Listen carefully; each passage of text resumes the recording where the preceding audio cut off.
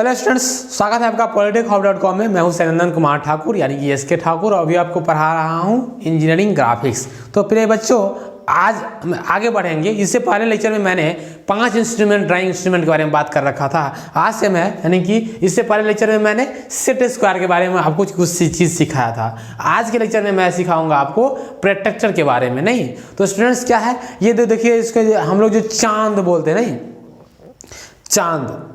चांद जो है स्टूडेंट्स, चांद को ही प्रोटेक्टर कहा जाता है। नहीं तो आपका जो चांद है it is made of wood या फिर transparent plastics and use to draw and measure an angle.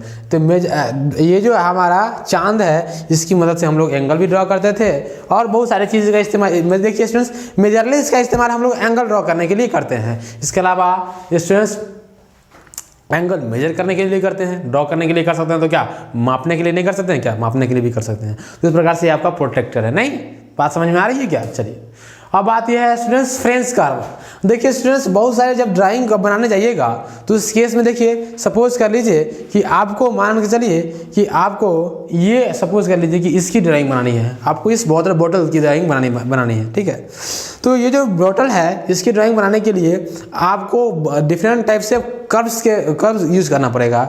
उस केस में देखिए स्टूडेंट्स, उस केस में ये सारे कर्व्स इंपॉर्टेंट पड़ जाते हैं बनाने के लिए। तो कहने का मतलब है ये जो कर्व जो है स्टूडेंट्स ये बन के आता है, कंपनी बनाती है, फ्रेंच कर्व है।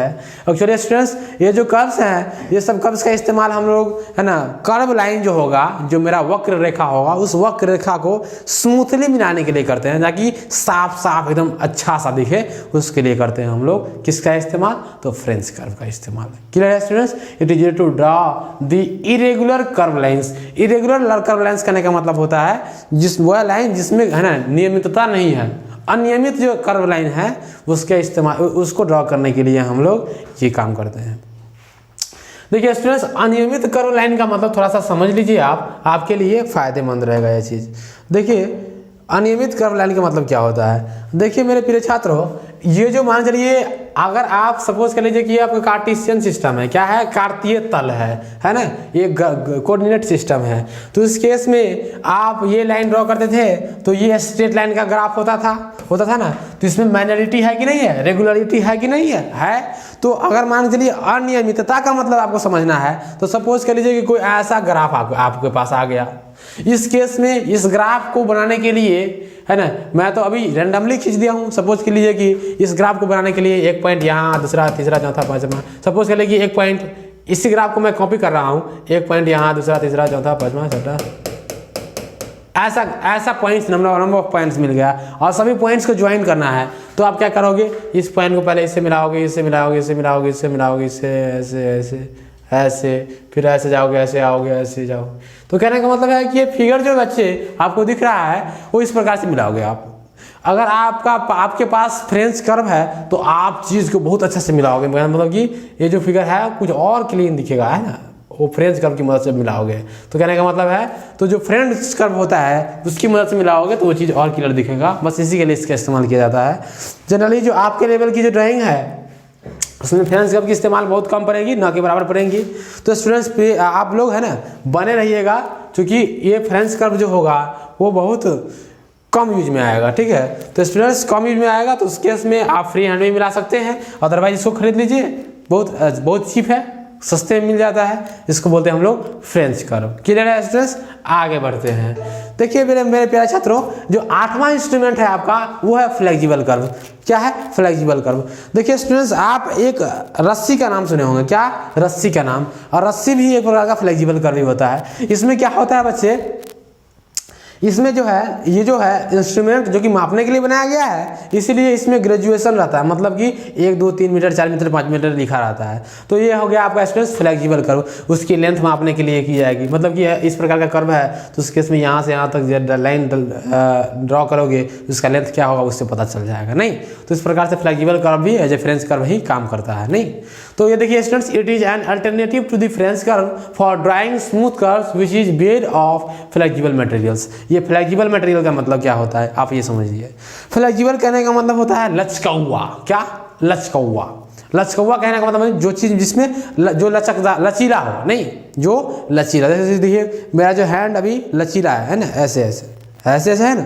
तो इस प्रकार से ये जो चीज़ लचीला है उसको बोलते हैं हम लोग क्या, फ्लेक्सिबिलिटी। क्या बोलते हैं स्टूडेंट्स, फ्लेक्सिबिलिटी। इसको हिंदी में बोलते हैं लचीलापन। क्या बोलते हैं, लचीलापन बोलते हैं। तो कहने का मतलब है ये जो फ्लेक्सिबल मटेरियल का बना होता है, तो बताइए ये तो फ्लेक्सिबल मटेरियल का बना होगा, तो कहने का मतलब ये हुआ कि ये जो चीज़ बना हुआ है वो आयरन का बना नहीं हो सकता है, आयरन फ्लेक्सिबल नहीं ना होता है, इसीलिए ये चीज़ प्लास्टिक का बना होगा बुआ। किसका बना होगा, प्लास्टिक का बना होगा। इसीलिए जरूरी है कि आप फ्लेक्सिबिलिटी टर्म को समझो। नहीं, फ्लेक्सिबिलिटी कहने का मतलब होता है वो चीज़ जो कि लचीला हो।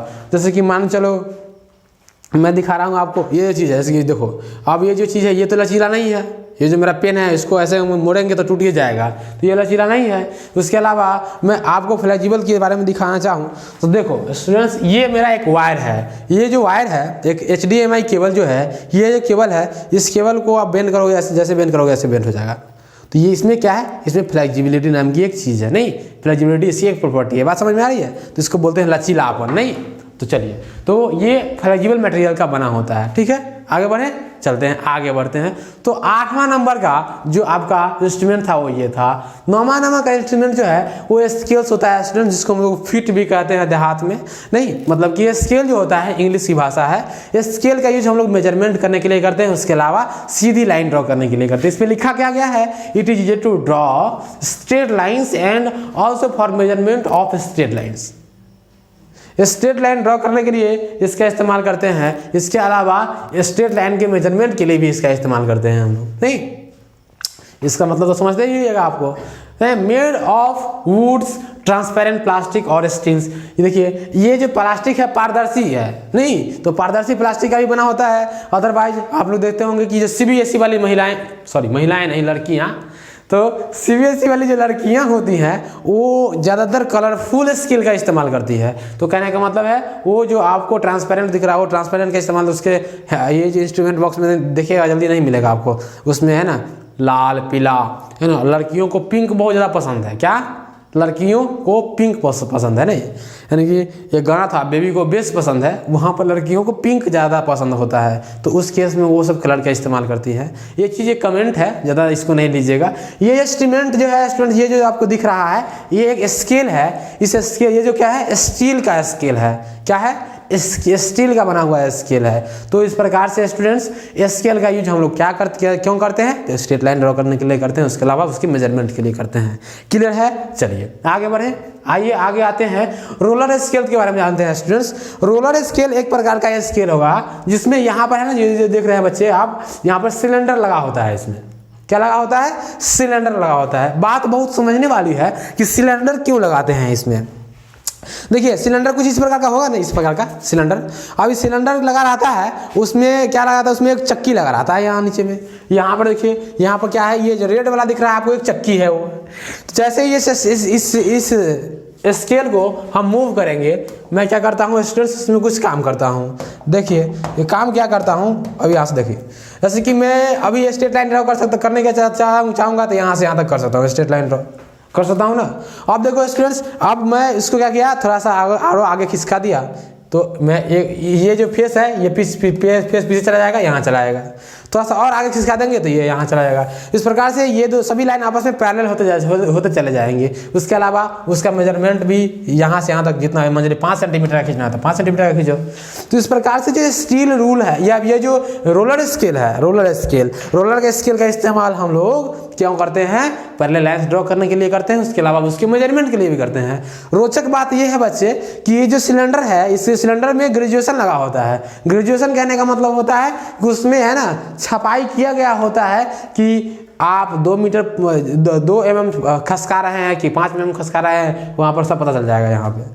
बात समझ में आ रहा है। तो ये है आपका रोलर स्केल। बात समझ में आ रही है। इस रोलर स्केल को खरीद सकते हैं आप, बहुत चीप कॉस्ट पे मिलता है, मात्र 40 से 50 रुपये में मिल जाएगा आपको। बात समझ में आ रहा है आपको। चलिए, तो रोलर स्केल के बाद जो इंस्ट्रूमेंट बचती है, उस इंस्ट्रूमेंट के अध्ययन हम लोग अगले लेक्चर में करेंगे। बने रहिए मेरे साथ। धन्यवाद।